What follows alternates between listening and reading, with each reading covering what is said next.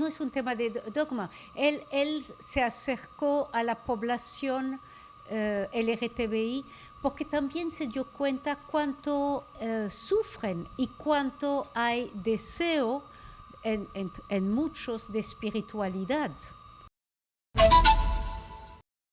Muchas gracias por la invitación, es un gusto y saludar a los radio oyentes que están con nosotros. Padre.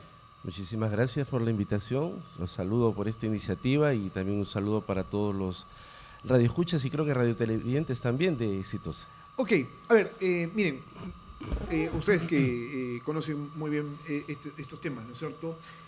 Lo que menos hacemos los medios de comunicación a lo largo de todos estos años es hablar de espiritualidad, ¿no es cierto? Del ser humano, de la condición de ser humano, ¿no es cierto? Y muertes como las del Papa Francisco te llevan justamente a ese plano, que creo que es importante empezar por ahí, ¿no es cierto? Porque es que tendríamos que estar nosotros reflexionando respecto a quien sí acaba de ir, ¿no? Veronique.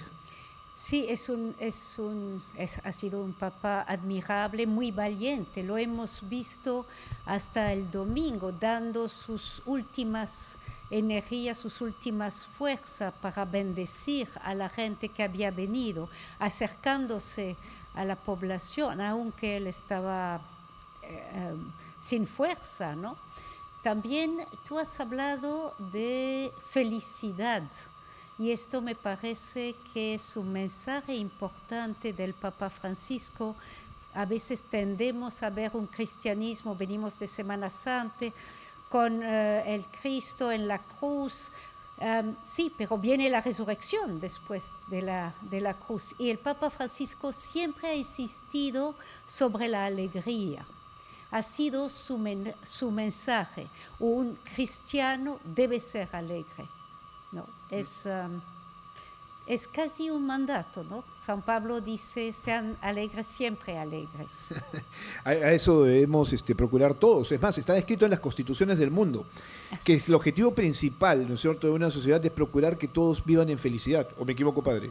Es verdad, y el Papa lo transmitió a lo largo de todo su pontificado, un Papa de la esperanza, ¿no? Siempre nos hablaba y nos daba esa oportunidad de mirar un futuro siempre mejor para el ser humano, todo ser humano, no era solamente para algunos, no solo para los cristianos, los creyentes, no. Él abrió su corazón, abrió la iglesia a todo el mundo, vino a refrescar el mensaje del Evangelio. Bien, a ver, miren ustedes, porque aquí hay muchos, en este libro, que es Francisco la Esperanza, que es su única autobiografía, hay muchas reflexiones de Francisco, ¿no?, respecto a lo que significa el mundo en guerra además, porque le tocó un mundo bastante conflictuado, que parecía que ese era un tema ya salvado, sin embargo continuamos divididos. Claro, aquí en el Perú no lo sentimos así porque las guerras están muy lejos, pero en algún momento nos pueden alcanzar. Esto no es, no tendría por qué ser una negación. A veces pensamos de que, claro, el Perú está muy lejos de otros países en guerra, pero de alguna manera o de alguna forma nos terminará tocando. Dice el Papa Francisco lo siguiente, ¿no es cierto? La Iglesia siempre tiene futuro. Es curioso, arraiga sus raíces en el pasado, en Cristo vivo durante su época, en su resurrección y en el futuro. La promesa de que Cristo se quedará con nosotros hasta el fin de los siglos, y en esa promesa se halla el futuro de la Iglesia. La Iglesia tiene 2025 años, ¿no es cierto? O sea, es una Iglesia bastante trajinada, ¿no es cierto? Se pregunta, ¿la perseguirán? ¿Cuántas veces ya ha sido perseguida? A veces aduciendo pretextos que se había vuelto demasiado frívola, por ejemplo. Otras sin razón alguna. ¿Cuántos mártires de frívolos no tenían nada? Aún hoy sigue habiendo demasiados mártires asesinados por el mero hecho de ser cristianos. En el siglo XXI, que es este que estamos viviendo, nuestra iglesia sigue siendo una iglesia de mártires. Es más, Roma es tierra de mártires. Entonces creo que es importante empezar por esto, ¿no? ¿Qué es finalmente el futuro? ¿Y a qué se va a enfrentar la iglesia, ¿no?, una vez que Francisco está extinto, ¿no? Sí, quisiera añadir, tú dijiste, estamos lejos de la guerra, pero no estamos lejos de la violencia. Y si no hay guerras entre países, en América Latina hay mucha violencia. No lo debemos olvidar, ¿no? Es una forma en que se expresa. El futuro de la iglesia, bueno, Jesús dijo, les dejo mi paz, ¿no? Les dejo la paz, mi paz les dejo. Entonces, es, digamos, es una misión, es lo que el Papa Francisco ha luchado toda su vida para la paz. Él ha luchado contra el armamentismo, contra el armamento nuclear. Y ahora vemos cómo está evolucionando el mundo, ¿no? Contra la pena de muerte.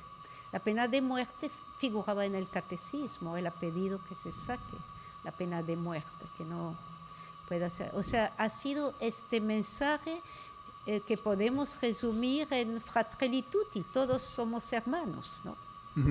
Padre. Desde el inicio de su labor pastoral, el Papa Francisco siempre abogó por la paz y ha tenido gestos muy claros y concretos. Siempre ha levantado su voz suplicante para el cese de la guerra. El conflicto de Hamas con Israel, el conflicto de Ucrania con Rusia. Recuerdo un gesto que tuvo el Papa Francisco y que pocos lo entendieron. Cuando se arrodilló y le besó los pies a los dirigentes de Sudán para pedirles, para suplicarles la paz. Entonces el Papa siempre ha hecho su opción por la paz, ¿no? Entonces lo que nos deja Francisco es eso, preocuparnos por aquellas cosas que, como bien decía usted hace un momento, de repente la paz está, la guerra está lejos de físicamente, pero cerca del corazón. O sea, el corazón del cristiano no puede ser ajeno a cualquier situación de pobreza, injusticia, dolor, sufrimiento. Allí siempre va a haber una voz, y la voz del Papa fue una voz siempre profética.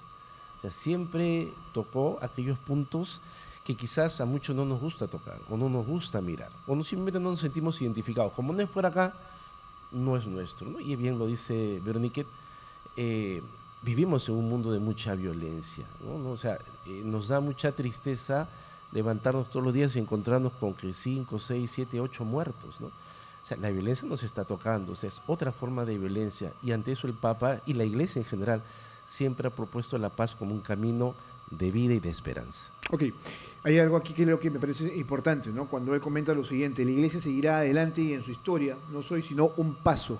Claro, sabe perfectamente que vendrán otros después de él, ¿no es cierto? Y dice, el papado también mudará, espero que también madure mirando hacia atrás, que cada vez más desempeñe el papel del primer milenio. Eso es importante, ¿no? Porque de lo que está hablando aquí es de, finalmente, qué vamos a hacer para hacer que la Iglesia nuevamente llegue y toque corazones, ¿no? En un momento en el cual hay mucha duda, mucha incredulidad respecto a lo que significa justamente el creer en Cristo, ¿no? Como elemento fundamental de nuestras vidas. Sí, estabas hablando de martir y ahí creo que hay un tema de coherencia, de valentía y de coherencia. Hemos visto el Papa Francisco muy valiente con sus convicciones, por más que la gente lo haya criticado. Por ejemplo, el tema de la casa común, que está tocando intereses de ciertas personas. Él ha sido firme sobre este tema y no lo ha cambiado. Los migrantes ha sido un tema muy difícil en Europa. Su primer gesto ha sido para Lampedusa, ¿no? Donde llegan los migrantes y echar flores en el mar Mediterráneo, que él dice es un cementerio en buena cuenta con todos los que mueren, ¿no? Ahí. Hay un pasaje, y yo a los oyentes de Exitosa les estoy comentando junto a nuestros invitados finalmente qué es el fondo de todo esto, ¿no? Y hay que sustentarnos también en los libros, que eso es importante, sobre todo de gente que analiza, ¿no es cierto?, su momento como tal, el presente y el futuro, pero en función al pasado. El pasado es lo que sustenta justamente estos otros dos estadios, y sobre eso es que debemos aprender, ¿no? Entonces dice el Papa, ¿no? Dice, esto es el papado, servicio, que es algo que ustedes están comentando, sí. Dice él, ¿no es cierto? Él reflexiona y dice, esto es el papado, servicio. El título papal que más me gusta es Servus Servorum Dei, que es latín, o sea, servir... Siervo de los siervos de Dios. Plenamente, ¿no es cierto? Dice, que se pone al servicio de todos y para todos.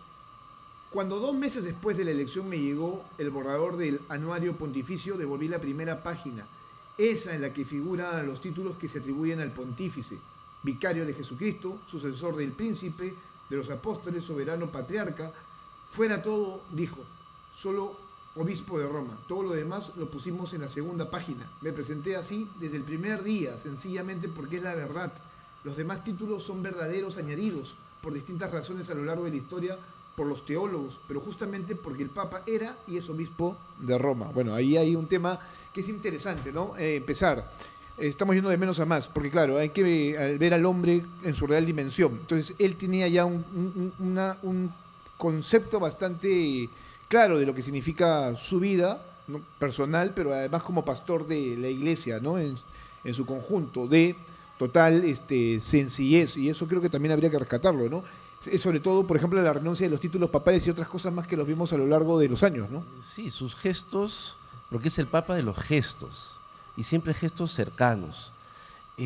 No fue una cuestión improvisada, o sea, no es que Jorge Bergoglio llega a ser Papa y empieza a tener gestos, no, desde que era arzobispo ya de Buenos Aires, siempre tuvo unos gestos. Y a mí lo que más me ha llamado la atención, viendo todas las cosas que se han visto en estos días, es que lo han enterrado con sus mismos zapatos.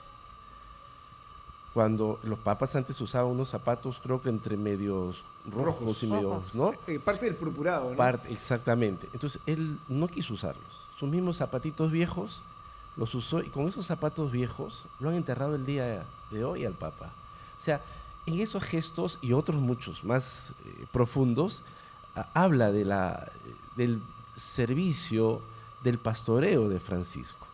O sea, no improvisa, es parte de su vida constante, es parte de su identificación con esa iglesia que él predicó de un inicio, que era una iglesia pobre, pero para los pobres también. Entonces, y él empezó por eso, se despojó de todo título, se despojó de todo el rango y se hizo un hermano entre todos. Uno de los gestos también con el cual inicia su pontificado es el pedir oraciones para él.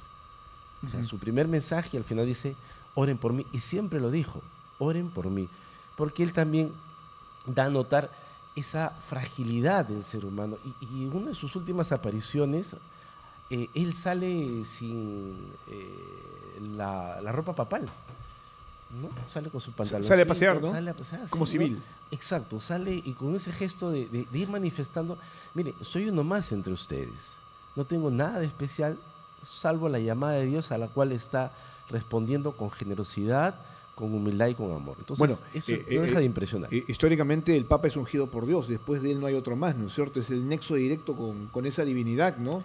Sobre la que también hay serios cuestionamientos. Pero vamos a lo siguiente, ¿no? Porque ya una vez analizada esta parte de lo que es el Francisco, lo que fue como tal, ¿no es cierto? Habría que hablar ciertamente de los cambios dentro de la iglesia con su presencia. Yo soy en ese aspecto bastante crédulo si es que logró una reforma, ¿no?, importante dentro de la iglesia católica, que repito yo es una institución que tiene 2025 años, ¿no? Que ha tenido pros y contras. Además que él es un papa, se decía, ¿no es cierto?, que iba a hacer como que el relevo de lo que venga más adelante, que iba a ser importante dentro de la propia iglesia.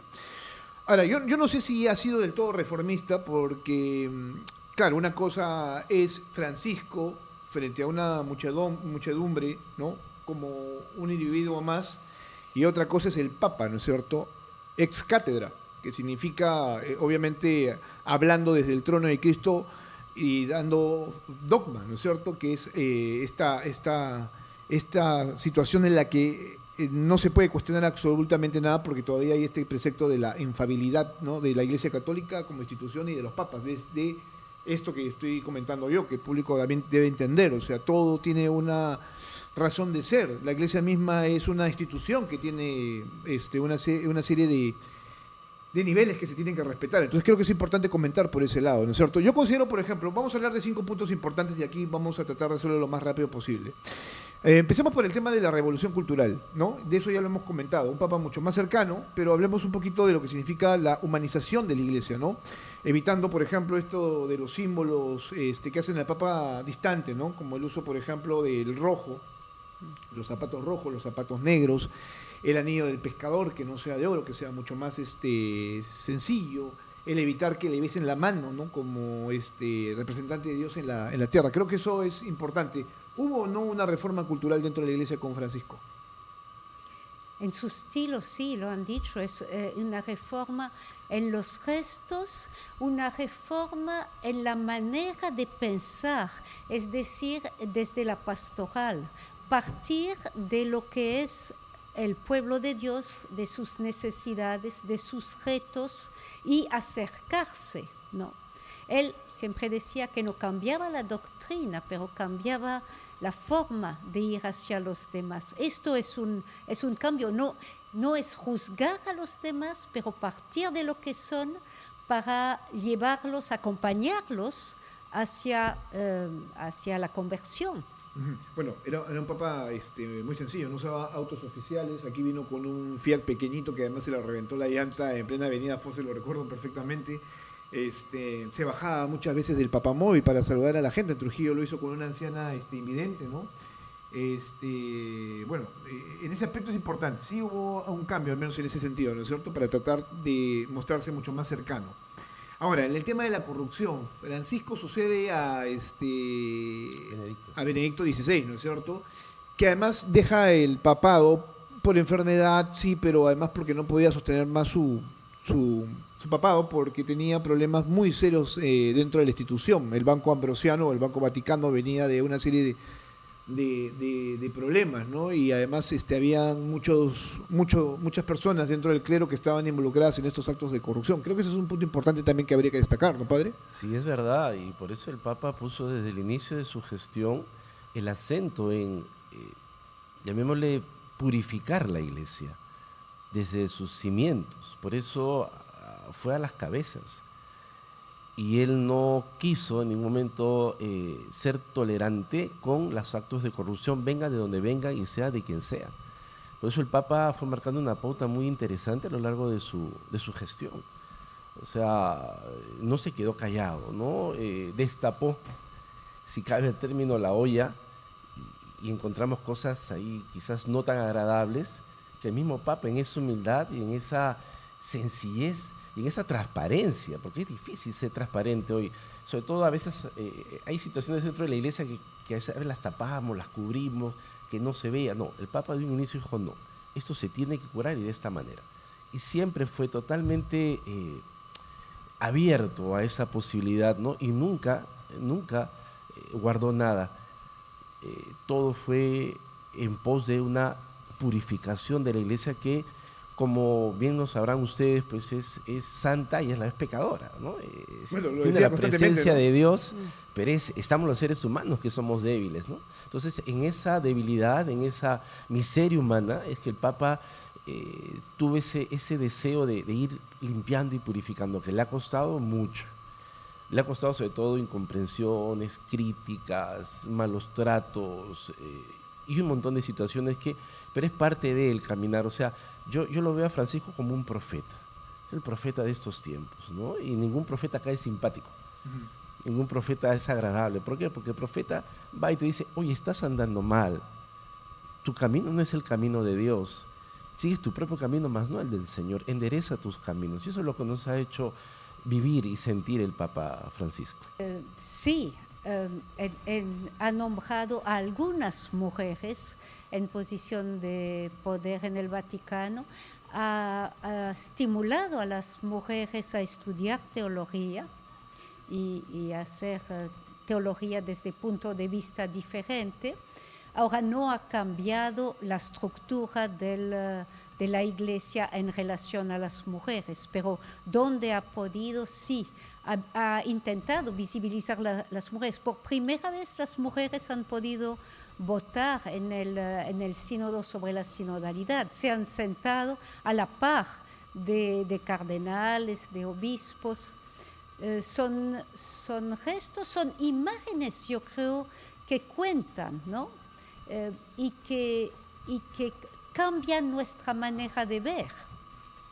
Aquí estamos, no sé si ustedes han buscado la paridad de género, pero lo han logrado sin quererlo. Padre. Sí, el Papa siempre ha destacado la necesidad del servicio de la Iglesia. Y la mujer tiene un rol protagónico dentro de ella. Entonces, la vez pasada conversamos entre sacerdotes y decía, bueno, ahora hay que delegarle a los laicos y a la mujer en especial el trabajo. No, dijo un padre, no hay que delegarle, hay que darle su lugar, que es muy distinto. Delegar es lo que yo tengo y te lo doy a ti para que tú lo hagas. No, la mujer como el laico tienen un lugar especial. La iglesia es eminentemente laical, o sea, somos el 3 o 4% de clérigos y el 96 o 97% son laicos, y la mayoría son mujeres. Entonces cada uno tiene que tomar y asumir su rol protagónico, ¿no? Entonces ahora tenemos más participación femenina en los cargos de servicio, no de poder, de servicio en la iglesia. Claro, el tema está siempre, o el debate siempre está centrado sobre la posibilidad de que la mujer, por ejemplo, llegue a tener esta tarea, ¿no es cierto?, de ser también pastor de la iglesia, o sea, llegue a ser se llegue a ordenar como sacerdote y luego, por ejemplo, como obispo y cardenal, ¿no? O sea, eso todavía está muy lejano dentro de la propia iglesia, ¿no? Sí, ahora lo que está en discusión es el diaconado femenino, ¿no? El mismo Papa Francisco ha nombrado una comisión para evaluar la posibilidad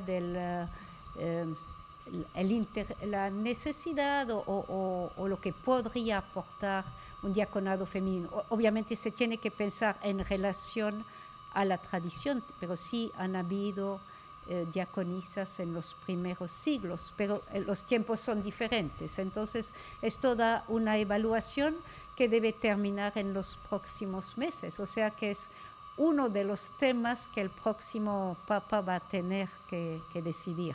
Claro, los tiempos son distintos, ¿no, padre? Es verdad. En esa posición, o sea, si hablamos justamente de que tengamos los mismos derechos, ¿no es cierto?, y responsabilidades, tanto hombres como mujeres, tendría que haber también un cambio por ese lado, pero eso pasa también, no es algo tan sencillo, ¿no? Eso tendría que convocarse un concilio nuevo, ¿no? Digo... No sé si tanto como un concilio, pero sí que la iglesia reflexione desde sus raíces, porque lo que hace el Papa no lo está inventando. Esto lo hacía Jesucristo también. Jesucristo tuvo unos gestos que quizás ahora en nuestro tiempo no llame la atención, pero los tenía con las mujeres. O sea, Jesucristo, por ejemplo, llamó a la mujer encorvada hija de Abraham, cuando viene un sábado y la cura y la gente, el jefe de la sinagoga se molesta, tienen todos los días de la semana para venir a curarse, y Jesús le dice, oye, no seas hipócrita, tú no sueltas a tu buey, a tu burro para que tome agua el sábado, ¿por qué no vas a dar a esta hija de Abraham? Quiero un título para los hombres. Jesús se deja acompañar por mujeres, Jesús conversa con la samaritana, Jesús le da el perdón a la mujer arrepentida, a la que tenían que apedrear en esa... hemos tenido el domingo anterior al quinto domingo de Cuaresma como evangelio, ¿no? La ley decía que si la mujer era infiel tenía que morir apedreada, si el hombre era infiel no. Entonces, cuando empiezan a acosar a Jesús para ponerle en aprietos, oye, ¿y la apedreamos o no? ¿Tú qué dices? Se levanta, a ver, el que esté sin pecado que le tire la primera piedra. No le dijo a la mujer, oye, está bien, porque al final dice, mujer, ¿dónde están los que te condenan? Nadie, Señor. Yo tampoco te condeno, vete y no peques más. Es misericordioso con la mujer, le da esa oportunidad. Entonces, así Jesús tuvo muchos gestos con las mujeres. Entonces, el Papa está actualizando eso. La vez pasada me decía una monjita, ¿no? Con esto que nos empezamos a mandar este mensaje de la muerte del Papa, me dice, ha refrescado la iglesia. Yo creo que ese es el tema central. El Papa abrió, el gesto que quiso tener el Papa Juan XXIII de abrir las ventanas, las abrió también Francisco. Ha entrado un aire que ha refrescado, nos ha hecho volver a los inicios, a replantearnos las cosas, a mirar de una manera distinta. Una iglesia más bondadosa, ¿no? O sea, digo... Totalmente misericordiosa. Más alegre, Jesús. Más cercana a los jóvenes. Recuerdo esta reunión en Río, ¿no? Con este evento que tuvo con los jóvenes, que se da cada cierto tiempo. Ajá. ¿No? Entonces les hablaba, hagan lío, les decía, ¿no? Hagan lío. Sí, claro, perfectamente. Ahora, hagan lío también en referencia justamente al mundial que se está por desarrollar también, el Papa 100% futbolero. Creo que por ahí también conectó mucho con los jóvenes. Sí. Gran amante del fútbol mundial, pero era de San Lorenzo, ¿no? No se muestra diferente, se muestra igual a nosotros. Y eso creo que es lo que hace que pueda conectar con todos el Papa. Ya, ok, entonces eso es importante. Me están comentando, Gisela, que el canciller quiere hablar con nosotros en unos minutos más desde Roma para hablar justamente de lo que ha sido la presencia del Perú en los funerales. Así que hay que estar atentos con eso. Ustedes saben que estamos todos constantemente en el manejo de información, pero es importante también que ustedes se dejen escuchar en ese sentido. A ver, entonces, el tema de la estructura, ¿no? O sea, la participación de la mujer, de los laicos dentro de la propia iglesia, en cargos de responsabilidad, para no hablar de poder, porque el único que ejerce el poder es Dios y su representante en la tierra, que en este caso es el Santo Padre, ¿no? Claro, pero también habría que hablar justamente de la posición de Francisco respecto a las minorías, ¿no? O sea, los grupos más marginados, ¿no? La comunidad LGTBI, con la que también tuvo mucha cercanía, ¿no?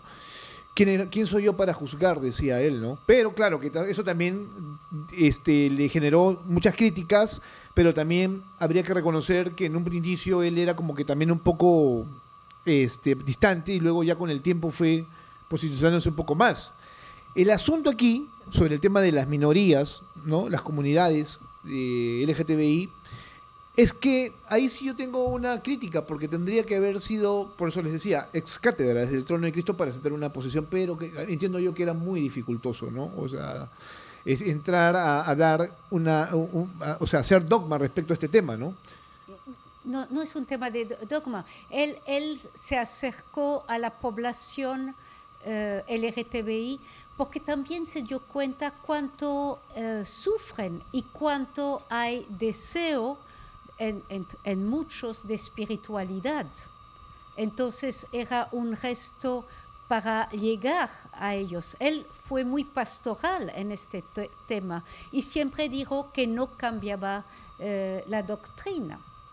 Uh-huh. Uno puede preguntarse hasta dónde se puede ir en la pastoral sin cambiar la doctrina, sin cuestionar, no estamos hablando de cambiar todo, pero sin cuestionar algunos temas de la doctrina. Esto ha sido su posición en todo caso, pero yo pienso que esto es el primer paso. El Papa Francisco nos puso en camino. Esto era su palabra, ¿no? El sínodo significa caminar juntos. Nos puso en camino para reflexionar. Él no ha zanjado muchos temas, pero nos ha puesto en el camino para pensarlo y llegar a transformar ciertas situaciones. Ok, hay algo de su palabra, ¿no? Dice aquí, la iglesia debe crecer en creatividad, en comprensión de los retos de la contemporaneidad, abrirse al diálogo y no encerrarse en el miedo. Una iglesia cerrada asusta, es una iglesia muerta. Dice, hay que confiar en el Espíritu. Sobre esto es justamente lo que estamos hablando, ¿no? Exacto. Dialogar. El Espíritu es el que sopla, es el que conduce a la iglesia. Y en la medida en que el Papa y los sacerdotes, obispos y toda la feligresía se deje llevar por el Espíritu, vamos a ir por los caminos que Jesús quiere. El Papa ha demostrado una caridad exquisita, especialmente con los inmigrantes, con la comunidad LGTB, con todos los que sufren, ¿no? Los presos. Recordemos esos gestos que tuvo el primer Jueves Santo, fue a lavarle los pies a los presos. O sea, siempre cercano con el que sufre para darle esperanza, porque ese era, creo que, el sentido de la pastoral de Francisco, la esperanza con alegría, ¿no? Siempre, o sea, decirle a los demás, mira, Dios te ama y sí puedes caminar con todas las bendiciones de Dios, independientemente de las circunstancias que te rodeen. Eres hijo o hija de Dios y por lo tanto el Señor te ama y está contigo, ¿no? Entonces lo hizo muy humano, muy cercano. Ok, vamos a entrar a un asunto, ya que estamos hablando de 5 puntos respecto al papado de Francisco, a uno de los más espinosos y complicados, ¿no? El tema de la pederastía dentro de la Iglesia Católica, que es un tema que también él desarrolló, y creo que con bastante contundencia, ¿no? Yo decía a propósito de su fallecimiento que si algo hizo, al menos en relación a estas situaciones que, al menos en el Perú, extinguió el sodalicio luego de las denuncias que se presentaron respecto a abusos contra integrantes justamente de ese movimiento, ¿no? Bueno, ya está extinto completamente, entonces, claro, uno quisiera que hubiera sido mucho más rápido y que se haya, en cierta manera, escuchado más a las víctimas, ¿no es cierto? Pero eso no se dio, pero finalmente se tomaron decisiones al respecto. El tema de los abusos sexuales, o sea, a ver, endureció las normas canónicas sobre abusos, facilitó las denuncias, trató de hacer mucho más rápido los procesos, ¿no? Y puso a disposición de las víctimas a gente. Pero yo se los comentaba a ustedes, que al inicio no me pareció que se hiciera un compromiso tan contundente de Francisco en ese sentido. ¿Por qué? Porque lo vi, por ejemplo, en Chile, ¿no? Con el caso Caradima. donde él prácticamente se molestó cuando le hicieron la pregunta respecto a esto que estaba pasando en el clero chileno, ¿no es cierto? Y luego hubo un cambio, que no sé cómo es que se da, pero hubo ya un mayor compromiso del Papa en ese sentido. Sí, mire, yo creo que es otra de la cualidad, de las muchas cualidades de Francisco que debemos aprender de él. Él ha dicho 2 veces en su vida, quizás otras veces, que ha vivido una conversión. Una dijo que la vivió en relación al medio ambiente durante la reunión de Aparecida y la otra fue en relación a los abusos, con lo que experimentó en Chile, pero no solamente, digamos, un cierto vacío que le hicieron, pero sobre todo al escuchar las víctimas. Y cuando reunió a los obispos en Roma, pidió que todos escuchen a víctimas antes de entrar en una reunión. Porque en verdad, hasta escuchar víctimas, yo soy presidente de la Comisión de Escucha del Arzobispado de Lima, y hasta escuchar víctimas uno no se da cuenta hasta qué punto puede marcar un abuso para toda la vida, ¿eh? Sí, por supuesto. Sobre todo porque además esta situación no es que se denuncie de inmediato porque existe, claro, una situación muy compleja en la persona que se ve afectada por esta situación. Con el tiempo a veces esto se guarda, ¿no es cierto? Y se asume de una manera muy culposa, ¿no? Es verdad. Entonces, padre, entiendo yo que hay un manejo ya distinto de la propia iglesia, de cada uno de ustedes en la conducción justamente de su trabajo, ¿no? Sí, estamos viendo la posibilidad de elaborar un protocolo donde el trato con los más vulnerables sea lo más respetuoso posible y no abusar desde ningún punto de vista física o psicológico o sexual, porque eso no va con la iglesia, eso no va con Jesucristo, eso no va con la humanidad, y por eso necesitamos trabajar en este asunto, ¿no? O sea, sí, vamos ya poco a poco cuidando, poco a poco siendo mucho más respetuosos, y evitando cualquier situación que pueda llevar a alguna confusión. Ahora, cuando se dan estos casos, lo primero que se hace, bien lo decía Berenice, es la escucha. Y luego parte de todo un proceso para poder llegar a una decisión lo más sabia, pastoral y misericordiosa posible, teniendo como punto central la reparación de la víctima, ¿no? O sea, dándole su lugar, escuchándolo, acogiéndolo y quitándole, como bien decía usted, la culpa que muchas veces puede tener, ¿no? Pero la iglesia en ese sentido ya venía desde Benedicto XVI, tolerancia cero. Ya Francisco, una vez que escucha, y lo comunicaba hace un rato Berenice, ¿no? O sea, sus momentos de conversión, Aparecida y luego este proceso, ¿no? O sea, y ahí se vuelve a manifestar Francisco como un ser humano, que va aprendiendo, que va conociendo, que va creciendo. O sea, no llega al Papa y ya llegó, solemos decirle Santo Padre, pero ya llega como santo, no, está en ese proceso, entonces esa conversión. Entonces uno lo va viendo, oye, este Papa se rectifica, este Papa aprende, este Papa pide perdón, este Papa, como digamos, este Papa es de los nuestros, o sea, está con nosotros, ¿no? Entonces lo hace mucho más cercano y humano. Bueno, el caso Cipriani también es un punto y aparte respecto a lo que significa el Perú. Estamos hablando del caso Sodalicio, el caso Cipriani, sí que Monseñor está muy conflictuado, señor, además ha estado Cipriani ha estado en el velorio, ¿no?, del Papa Francisco, imagino que también haciendo mea culpa, algún tipo de reflexión, pero claro, todavía es que este tema está generando mucha controversia, pero ahí hay un cambio, creo que sustancial, importante. Antes no se hacía absolutamente nada. Si algo estaba, ¿no?, presente en la iglesia era el silencio absoluto, ¿no? Y a veces la complicidad, y eso generaba impunidad. Hoy creo que estamos asistiendo a una iglesia completamente distinta. Sí. Sí, ahora el mundo ha cambiado también, ¿no? El mundo ha cambiado, las redes sociales, la presión también. Cuando tú decías, hagan líos, ¿no? Hay una presión de los laicos también en estos temas, ¿no? Así se destaparon los primeros escándalos en Boston, ¿no?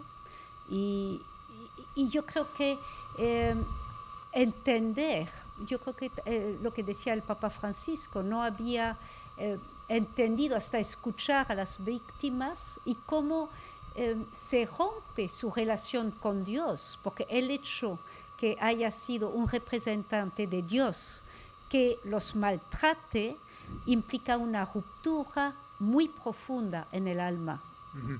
Bueno, tenemos que ir terminando, me dice Isera que ya el tiempo es tirano. Si algo no podemos hacer los hombres como tal es ir en contra del tiempo. El tiempo es inexorable y eso lo sabe perfectamente el Papa, que es representante del Dios directamente aquí en la tierra. Entonces, con el tiempo no se puede hacer absolutamente nada.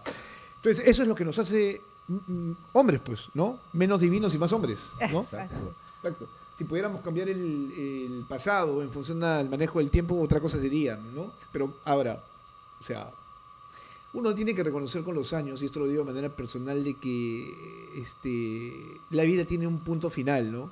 Que es el final de los finales, como yo lo llamo a veces. Y que cuando empiezas a mirar hacia atrás, te tienes que dar cuenta qué es lo bueno y lo malo que hiciste, ¿no? Y ahí es justamente donde radica un cambio de actitud para lo que hagas más adelante, ¿no? Trato de no ponerme en su papel, en su trabajo, padre, pero por ahí va la cosa, ¿no? Sí, nosotros en la iglesia la oración final de la noche la llamamos completas y ahí siempre hay un examen de conciencia, de cómo te ha ido durante el día, qué has hecho de malo para pedir perdón, para no repetirlo al día siguiente.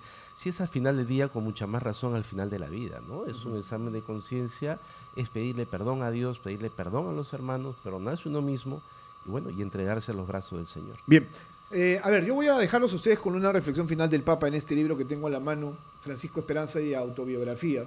Dice lo siguiente, ya para que ustedes también se lleven un poco más el mensaje del Santo Padre en esta última etapa de la entrevista que tenemos aquí con nuestros dos amigos. Dice él, nuestro mundo ha alcanzado un estadio crítico, y eso lo estamos viendo ahora, ¿eh? Lo decía Veronique, o sea, no solamente se trata de las guerras, sino de la violencia que ha despertado con mucha furia aquí en el Perú. Dice, nuestro mundo ha alcanzado un estado crítico, los hijos ya no escuchan a sus padres, el fin del mundo no puede caer o estar lejos, perdón. Tomar conciencia del significado de frases como esta puede ser positivo para afrontar el peligro de una retórica a la que todas las generaciones están expuestas. Por lo que parece, cada generación ha considerado peor, a veces casi desastrosa, a la siguiente, un fenómeno al que tampoco ha sido inmune la de mis hermanos y hermanas, la de los jóvenes argentinos de los años 50, hijos y nietos de emigrantes que en la mayoría de los casos habían pasado por un calvario y que gracias a los esfuerzos de sus padres y abuelos disfrutan en general de un cierto bienestar. En ese sentido, o en este sentido, como suele decirse en todas partes, se cuecen habas. En los años 20, Henry Ford, el hombre que revolucionó el sector automovilístico, no se cansaba de criticar a los blandengues, jóvenes de su tiempo, a quienes describía como descuidados y desganados, los mismos jóvenes que más tarde serían celebrados como los grandes hitos de su generación, la generación más grande, porque fue la que salió victoriosa de la Gran Depresión y con enormes sacrificios de la Segunda Guerra Mundial, y así repetidamente adelante y atrás en el tiempo y en el espacio. Al parecer, ser un genio, un gran intelectual, no impide caer en el error. Creo que es importante recordar esto, pero sobre todo la parte inicial, ¿no es cierto? Nuestro mundo ha alcanzado un estado crítico. Los hijos ya no escuchan a sus padres. El fin del mundo no puede estar lejos. O sea, eso es lo que estamos evidenciando en este momento, ¿no? La ruptura de la comunicación. Sí. O sea, si bien es cierto, hay más mecanismos para poder comunicar cosas, ¿no? Pero menos a través de las redes conectar, sociales hay menos contacto. Exacto, Sí. nos comunicamos más, pero nos conectamos menos. Ese es el gran problema que también nosotros tenemos como medios de comunicación. Informamos, pero no comunicamos, no hacemos sentir. Entonces ahí cometemos un serio error. Muchas gracias por estar esta mañana aquí en Exitosa. A ustedes. Gracias por tomarse a el tiempo. ustedes por tenernos ahí. Bien.